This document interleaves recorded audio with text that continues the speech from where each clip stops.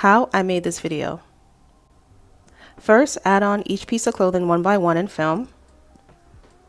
Open Video Leap. Add in all your video clips.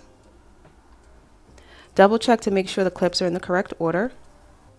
Slide the red bar to where you want the pause button to appear. Select the clip and then click the freeze button at the bottom. A 3-second freeze frame will appear between your clips.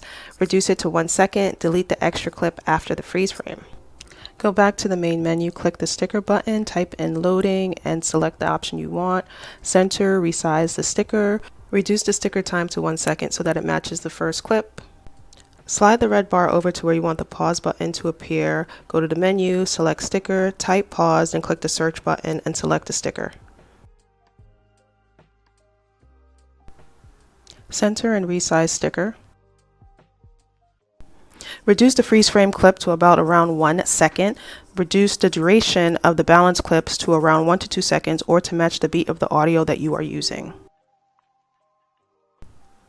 Go back to the first clip, slide the red line over right before the clip ends, click the sticker button, type in cursor, search, and select an option.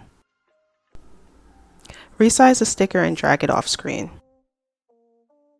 Add a keyframe to indicate the starting point of the cursor. Now every time you move the cursor, a new keyframe will appear.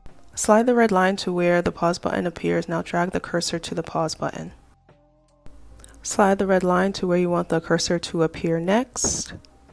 Drag the cursor to where you want it. Extend the duration of the cursor hand to where the last clip will be. Now go back to the last keyframe and repeat the previous steps. Slide the red line to where you want the cursor to appear next and drag the cursor to that desired spot. Keep adding keyframes until you're done. Once done, follow the steps from the beginning to add a freeze frame and a play button. Make sure to like, comment, and share, and let me know if you have any questions. Peace.